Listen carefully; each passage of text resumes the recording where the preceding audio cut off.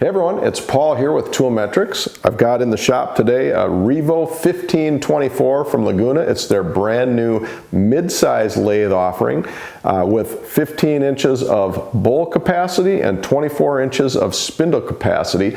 The neat thing about this to me is that it's got a 1.5 horsepower motor, which really makes it a serious candidate for bowl turning. It's also 300 pounds without any of the accessories, which gives it a good stability. So I am optimistic about this as a bowl turning lathe.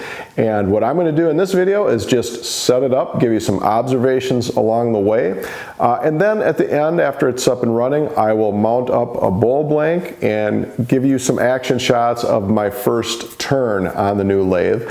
And then, as I normally do, I will come back and do a deep dive examination of this once I have a little bit more runtime on it and turned a half dozen projects at least or so on it, taking some measurements. I'll give you definitely a more in-depth view of what I find in this lathe. But for now, follow along and watch me set it up and take it for a first test drive.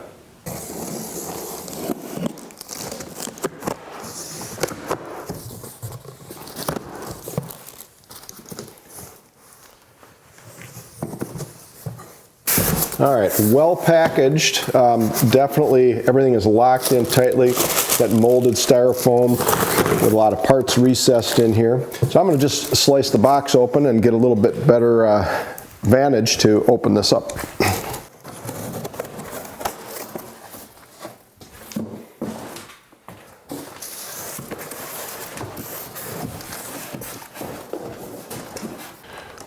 All right, there it is. So far it looks like it has some similarities to the 1836 as well as some similarities to the 1216. So it's kind of maybe a hybrid between the two. That is a hefty stand. I'm going to guess that each one of these legs is probably a 40-pound or so. Hunk of cast iron. Looks really, the fit and finish on this, really nice. Very well deburred. Looks like it has some adjustability for height, which is nice. And so let me just get that out. All right, just panning across the contents of the package. First, that's a sizable 1.5 horse motor. Then looking at the headstock, looks kind of similar to the 1216 panel, and I see an interesting addition with this nice clear window that will give me a at a glance view of what gear that I'm in. Nice LED RPM readout, and banjo and tool rest. That's an ample sized tool rest. Looks to be maybe the same as the one on the bigger machines, the 2436. Looks like a cast iron tailstock, which is nice. This looks to be some adjustability for the tailstock for the live center. So I'll be taking a look at that when I get it out and get it set up. But that could be really interesting and helpful. Looks to be a steel bed like on the 1836 and 2436, and it looks like a good sized beefy bed. So now a quick scan over the other components in the box. There's the stand or base that I pulled out. There's the leg extensions for the stand. A lot of holes in those. Looks like good adjustability for a good height range. The extensions seem to be steel, and the main portion of the base is cast iron. And then the rest of the contents are just your typical components for a lathe. Live center, spur center, looks like some adjustable feet, and just other hardware to hold everything together. So I will begin the setup process and see what we find as I start to put it together. All right, I got the first set of legs set up easy peasy. Just did some calculations to determine, based on my height, where to set the which holes to align the base to. And my calculations say that the 7th hole should be about right. And so we'll see when I get it all set up, but it kind of checks out. The math checks out. I'm 6 feet tall. 7th hole looks to put it at about 45 to 46 inches of spindle height, which aligns approximately to my elbow. So that should get me in the ballpark. And then the leveling feet give you the option of some adjustability as well. They're not a ton of height adjustment, but more the adjustability to level it on an uneven floor, which I have to deal with in my shop, and most people probably have issues with flatness of floor in their workspace. So that's a nice feature. So stand went together really easily, or is going together really easily so far. I like the heft to it, and again, the fit and finish just seems really nice on it.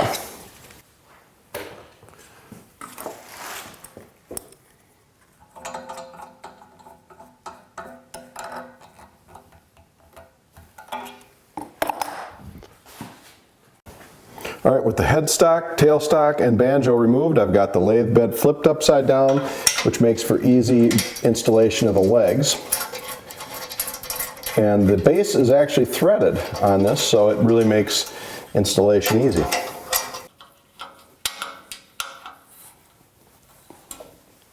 If you have a friend or neighbor available that'd be willing to help, this would be a great time to call them. Otherwise, just remember to lift with your legs.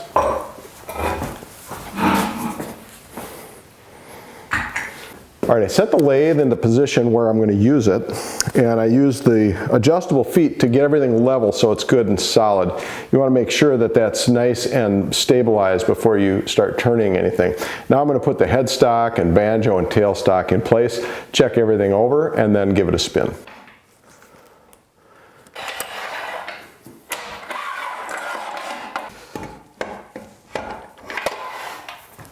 It's got a nice onboard tool storage shelf, which, trust me, if you get into turning, you'll find that you accumulate a lot of accessories. So very nice to have onboard storage.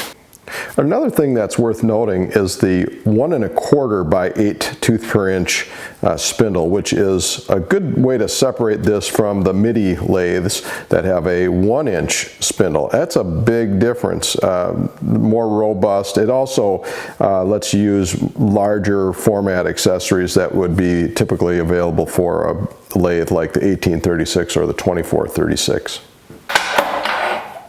Nice banjo locking mechanism. Really, really solid.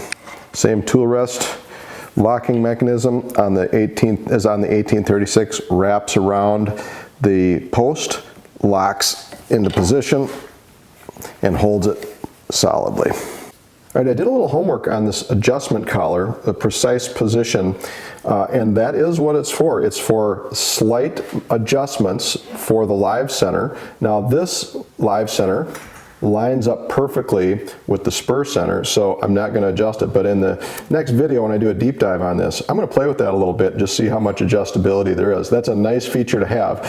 On the other Laguna lathes, I believe it has lateral adjustment but not vertical, and this gives you a little bit of vertical adjustment in addition to lateral adjustment. So I will go ahead and flick the on-off switch, get it ready to rock and roll. LED light comes on, tells me it's ready to go. Push the power button, and now the moment of truth. So looking through the window, I can see that I'm in the low gear, which it says has a high speed of 650 RPM. Brings me up to just about that, 644 RPM. I'll call that good.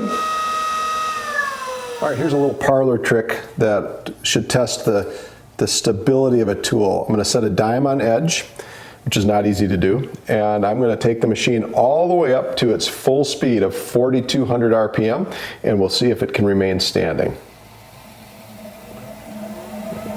2,000, 3,000, 40, 4,184 or 4,148 RPM. Let's see if it can stay standing all the way down to 0. And it did. I noticed that it has this same pulse width modulation that is on the 1216. So that has proven to be a very robust system on the 1216, really getting maximum performance out of that 1 horsepower motor on the 1216, particularly in low range bowl turning applications. I'm really excited to see how that does with the additional 50% horsepower on this machine compared to the 1216.